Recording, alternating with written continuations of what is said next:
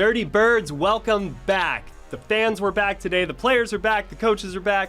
Terrin Waack is back. Tori McElhaney is back. I'm Will McFadden, and we are here to welcome you back to the Atlanta Falcons Podcast Network. And it was a blast seeing everybody up there on the hill for the first practice of training camp.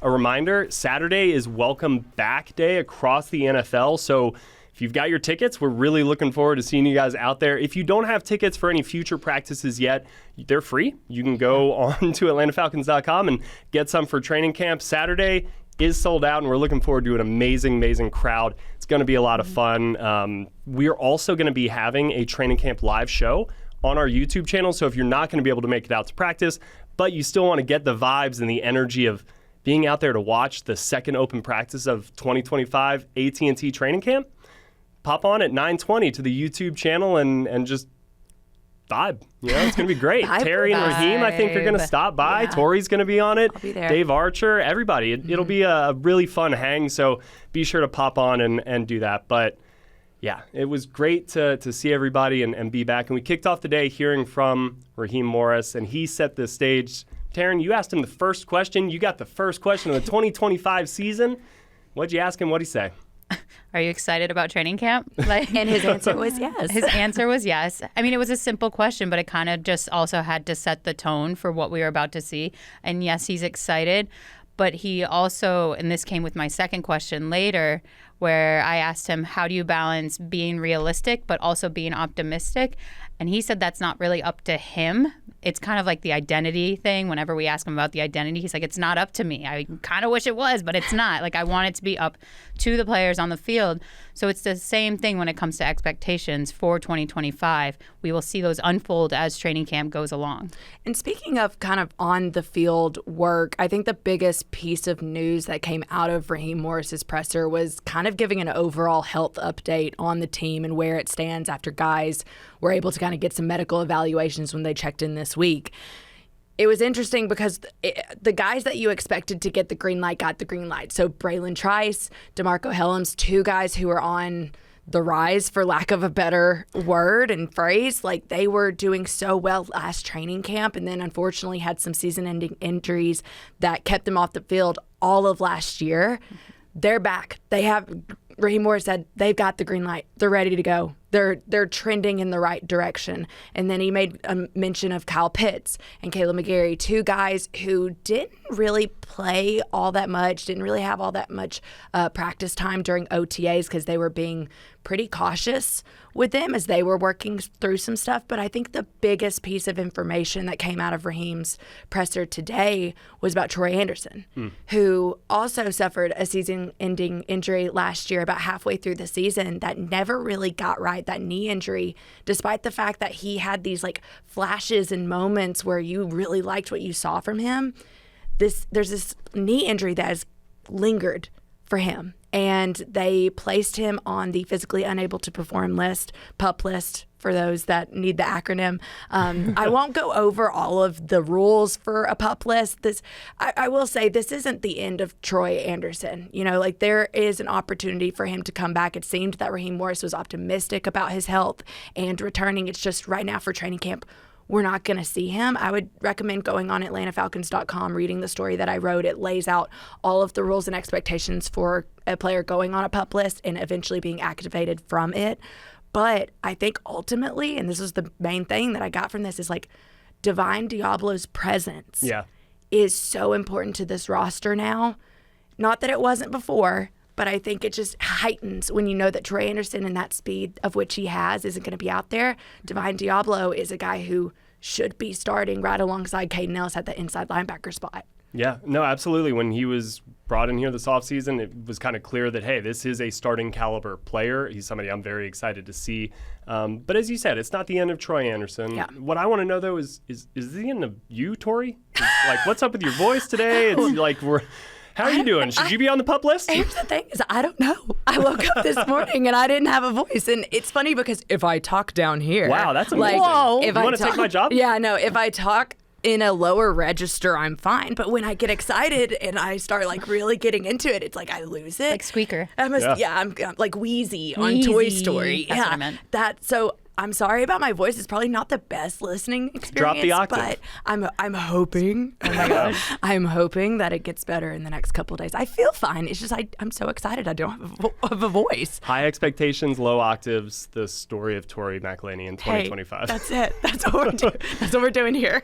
No, it is important, I think, to consider the guys coming back from injury, but also, looking at the young players and the amount of young contributors that this team is going to need to rely on, like that was one of the final things Raheem Morris kind of wrapped up on at the end of his presser was it feels like they're going to have kind of like 2 draft classes almost. And not just Michael Penix stepping up, but like Rukaroro, Brandon Dorless, those guys. If DeMarco Hellams, when he comes back, like he missed his whole second year. So that's another young player. Like there's going to be a lot of young guys mixed in with the veterans like Jake Matthews and Chris Lindstrom and Jesse Bates, so it's going to be a weird like confluence of energy, and that's made it hard, I think, to pinpoint exactly what the expectations should be for the Falcons in 2025. And after a whole offseason of seeing what they've done and thinking about it and just digesting it all, like Tori, where was your head at for the expectations for this team driving into training camp today? I think I was just so excited to finally see some ball.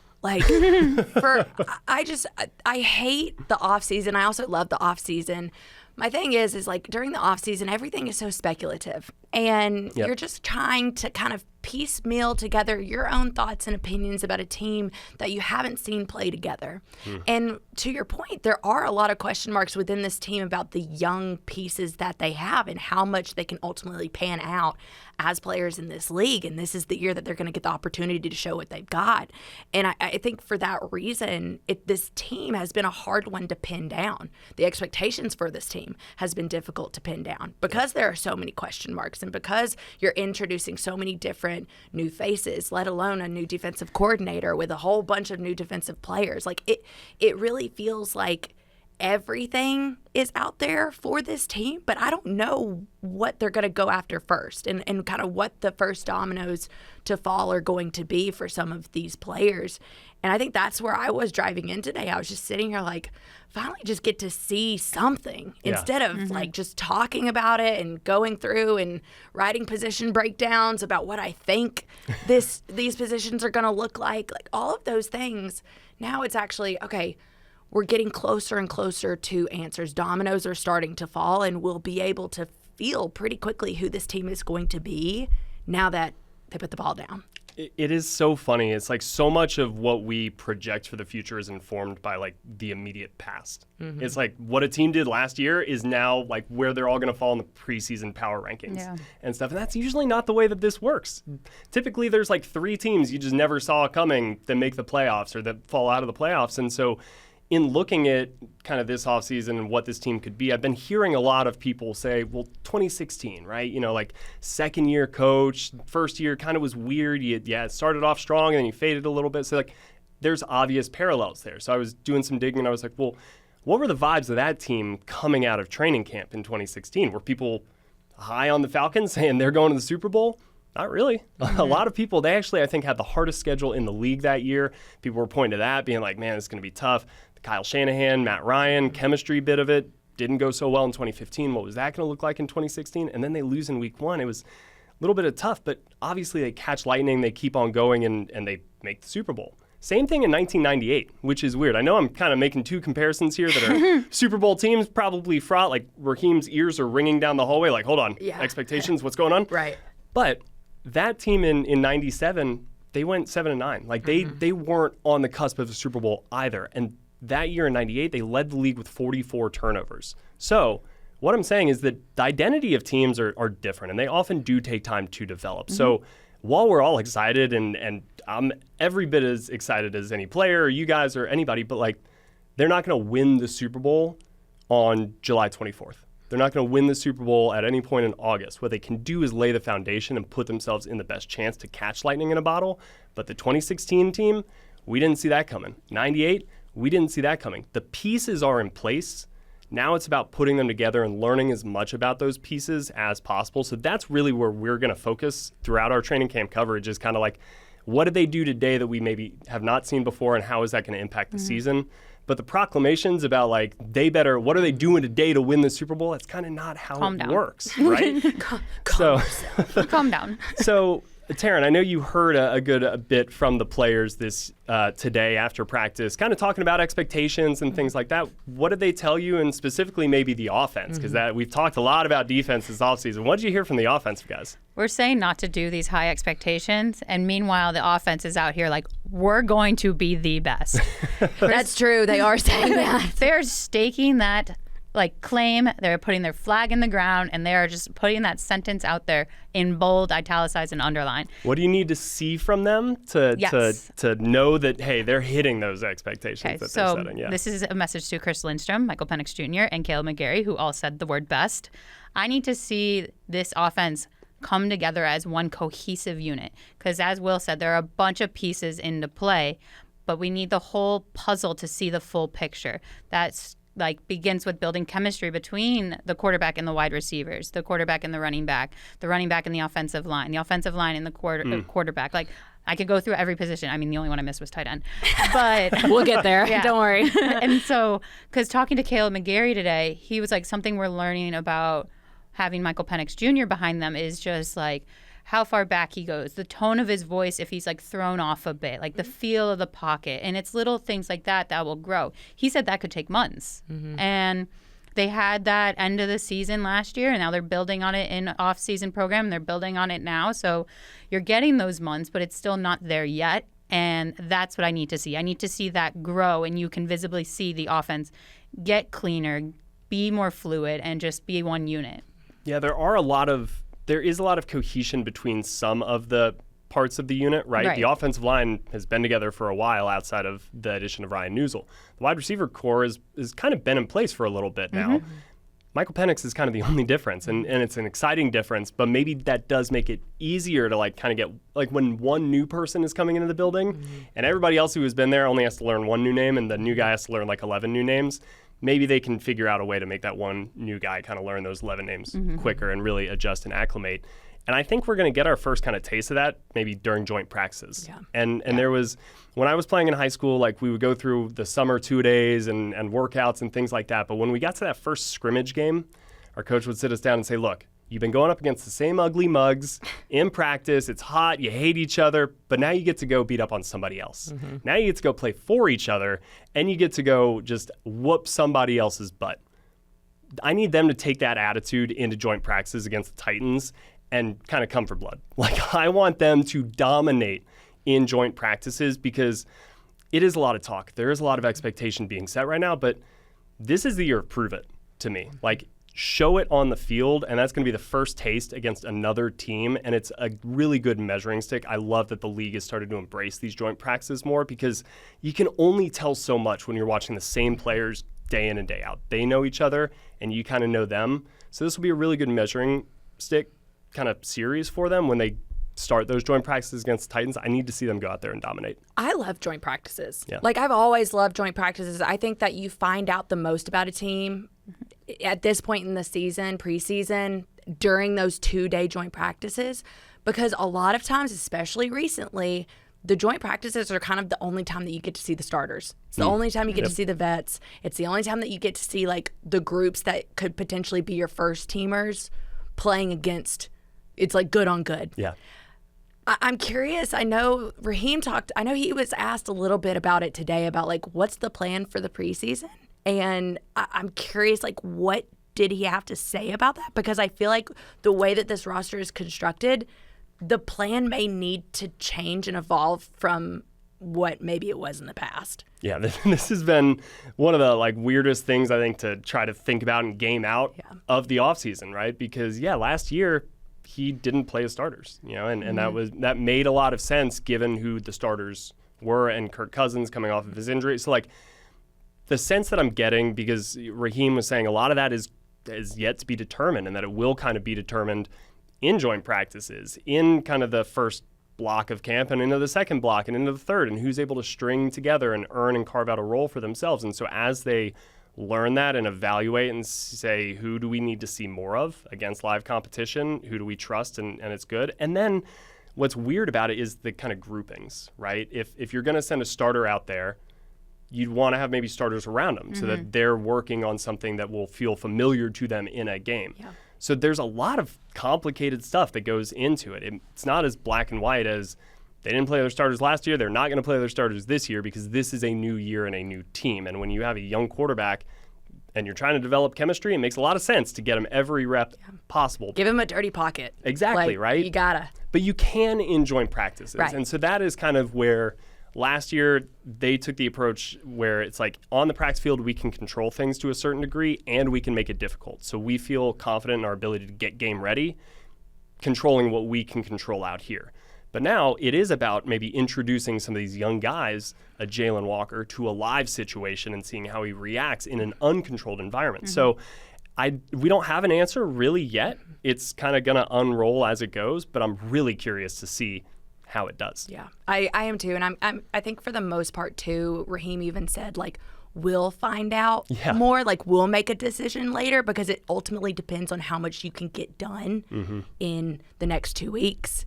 And also in those joint practice situations. I love that mindset, though. I think it just kind of opens the door to different opportunities, and it's not kind of putting the cart before the horse. Yeah, absolutely. Somebody who could have a lot of opportunities this year, Kyle Pitts. If the first practice is anything to be believed, he was getting targeted early and often.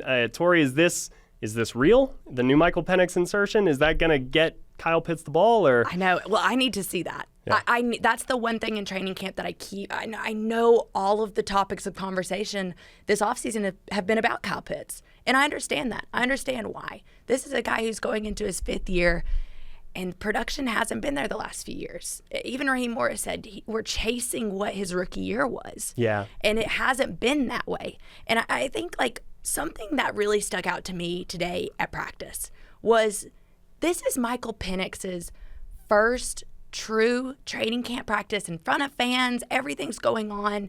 This is his first opportunity to be QB1, to be introduced as QB1. And every first that he had today at practice involved Kyle Pitts. His very first pass during 11-on-11 was this 20-yard out route, beautiful, to Kyle Pitts. The first thing that Michael Penix says in his post-practice press conference is, got the ball a lot to KP today. That's going to happen some more.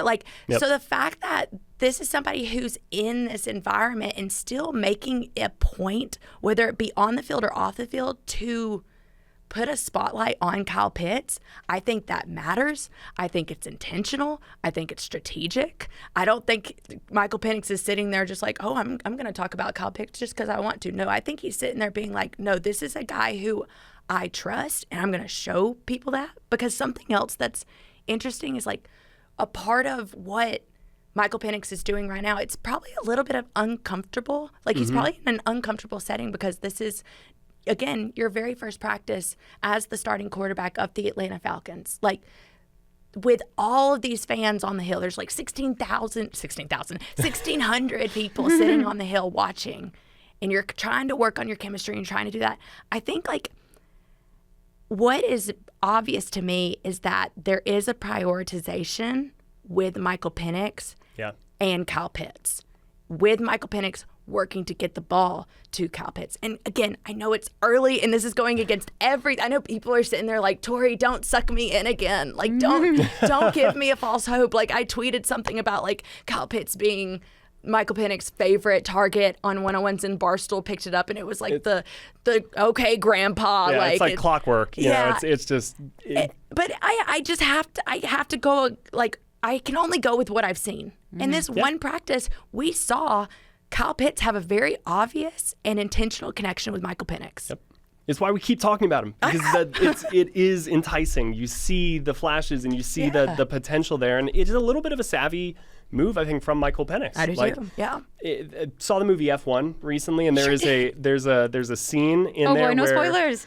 It's not a spoiler. It's not a spoiler. Okay. There's a scene where Brad seen it Pitt yet. shows his kind of veteran savvy in a moment and an exchange where it's all kind of set up and it looks like it's ego on ego, and then you realize, like, no, it's actually more about him stepping aside and doing what is right for his other driver, the much younger, kind of like, I'm almost like fooling you here a little bit, but I'm pushing you where you need to go and getting your mind where it needs to be.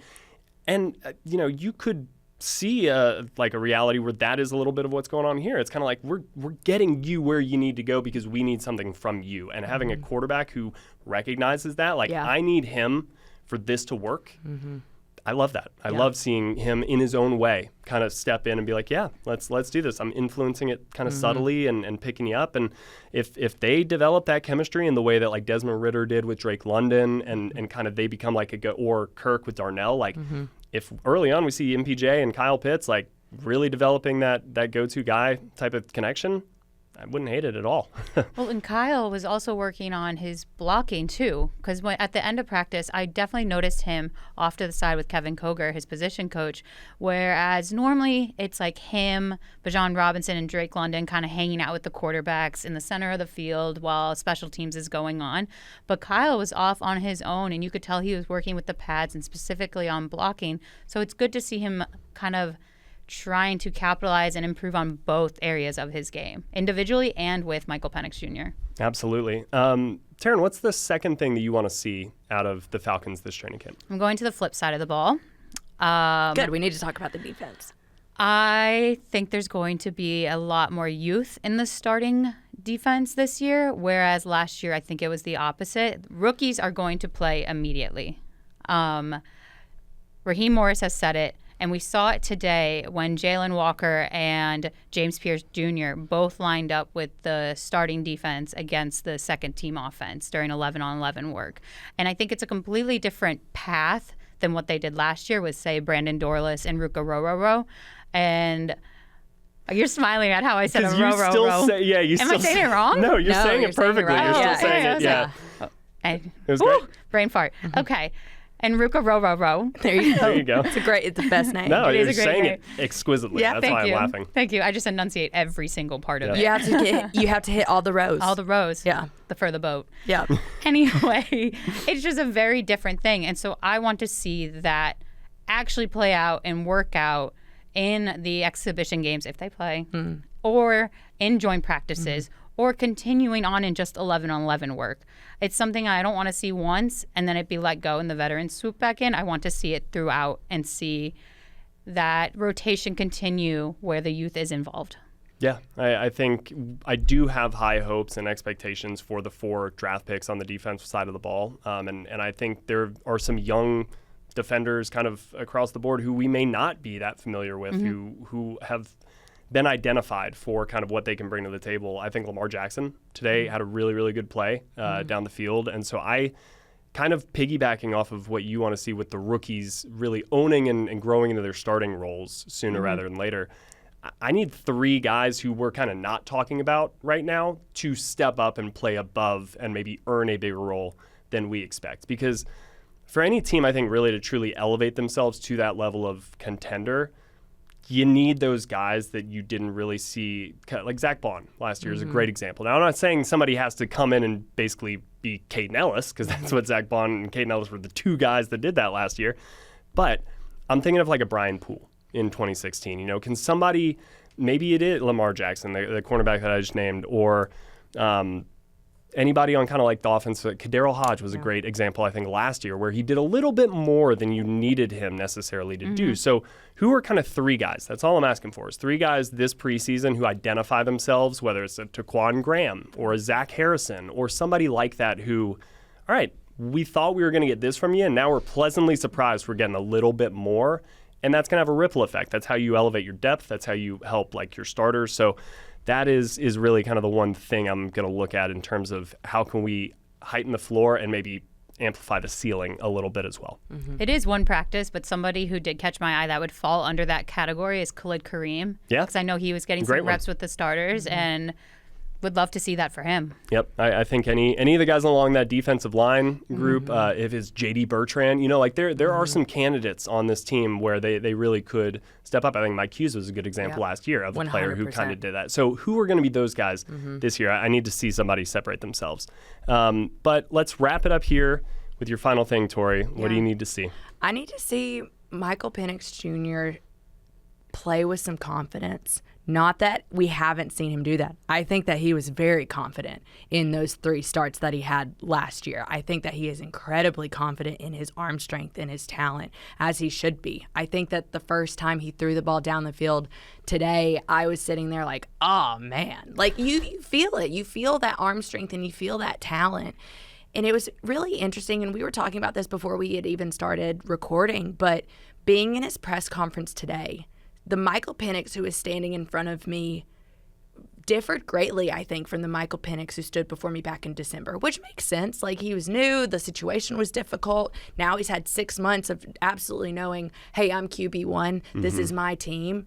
And I felt that from him today. I felt that from him in 11-on-11s. I felt that from him when he's addressing the media about the connection that he has with his players and what he feels like. I think the moment that stuck out to me was I asked him, I was like, we were talking to Zach Robinson prior to OTAs, so kind of back in the spring, about what his offseason workload looked like. And I remember he said, I went back and I watched a lot of Washington tape of Michael Penix, just trying to refresh myself on what he does best, what he's most comfortable at, how I can best utilize him in what I'm asking him to do. And so I asked Michael Penix today, I was like, did you feel that in your own conversations with Zach Robinson over the course of the last few months of just kind of, getting all the ducks in a row? And he kind of laughed and he goes, I mean, yeah, I guess, but for the most part, like, I'm just sitting there telling him, like, call it up. Call it for me. I'll run out there, I'll do it. Like, and I think that, to me, like, the confidence, the ability of, like, allowing the opportunity for your offensive coordinator to just be like, hey, I'm going to see if he can rip it here. Like, let him go rip it. And I think, like, so when I say, like, I want to see a confidence in Michael Penix Jr., that's not to say that I don't already see that. It's just kind of like, I do see that. I see that today. I saw that, 6 months ago. It's, can I see that every day? And can this offense feel like it did today? Because today it felt like Michael Penix Jr.'s offense. In games. Yeah. Yeah. I think the most important thing too is that it's a real natural confidence. Like, the quarterback, yes, it's not forced. The Very leadership genuine aspect of the quarterback position is really kind of tricky because it is very, and anybody who watched, I think, Quarterback on Netflix, like, can see the different styles of leadership that some of the games best have, but it resonates with their team because it's genuine to who they are. Yeah. And that's the biggest thing, is just, like, kind of don't be fake, because these are all adults who are like, hey, don't, blank on me and then tell me it's raining. Like, just call it as it is and let me then do with that information what I will. And Michael Penix has been himself, even as he's elevated, I think, his leadership abilities and kind of self-confidence. So I love that. That is something that we absolutely needed to see. Maybe the most important thing, given the position that he plays. Right, yeah. And I think just for the simple fact of the matter that the Falcons drafted him with the number 8 overall pick with the expectation that he was going to be their quarterback of the future. That future is now. So what does he do with that now? Yep. And how does that confidence piece play into it as he's working on things like, I don't know, just the touch on a 10-yard out route. Like, instead of just every single time going deep down the field, like, we know that arm strength, but can you get those little, like a little wheel route to Bajan? Yep. Like, I just think those moments, confidence can show up quietly. And I think in those moments is when you can see that too. A small step is a big step. Yes, as we've been told. Yep. All right, well, we've got a lot left to do this summer. We're not going to do it all in this one show, just like the Falcons aren't going to win it all in one practice, but we will be here consistently for you guys. Anytime there is an open practice, we're going to be able to bring it to you and wrap up and share everything that we're seeing out there. The next time you guys will hear from us will be on Saturday after the open practice, where, again, it's the welcome back Saturday across the NFL. So it's going to be really exciting and a lot of fun. Check it out on YouTube. 9:20 is when it will start, our training camp show. So if you're not going to be out there, please at least join in, leave a comment, engage with all the fans. It is going to be so much fun. I don't really have anything else for you guys today, so let's go ahead and get out of here. It's been a long first day. Thank you guys so much for listening and watching. Check out the YouTube channel if you can. Subscribe where you can, and we'll see you next time.